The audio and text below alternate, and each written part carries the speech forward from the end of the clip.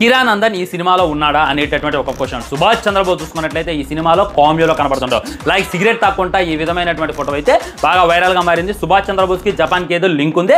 So మన OG Bose కలిసి ఏదో ఫైట్ చేయబోతున్నారు అనేటటువంటి ఒకటి. సాహోకి లింక్ ఉందా లేదా అనేటటువంటిది. ఇంకా లాస్ట్లో చూసుకున్నట్లయితే నాని అన్న ఎంట్రీ ఉంటుంది. ఓజీ పార్ట్ 2 అనేటటువంటిది ఉంటుంది. పార్ట్ 2లో చూసుకున్నట్లయితే నాని మెయిన్ లీడ్. నాని పవన్ కళ్యాణ్ గారు కలిసి పార్ట్ 2లో కనబడతారు అనేటటువంటి భయంకరమైనటువంటి మిత్స్, భయంకరమైనటువంటి లాజిక్స్ అయితే బయట సర్క్యులేట్ అవుతాయి అనమాట. మరి ఇందులో జరిగింది అని అంటే నేను చెప్తున్నా, అకిరా కనపడ్డాడు అనుకో పొరపాటున. ఇప్పుడు ఈ మొక్కజొన్నలో ఫైట్ ఉంది కదా, ట్రైలర్లో మనకు చూపించింది తగలబెట్టేది, అక్కడ అకిరాతో ఆల్రెడీ షూటింగ్ కంప్లీట్ చేశారు అనేటటువంటి వార్తలు అనమాట.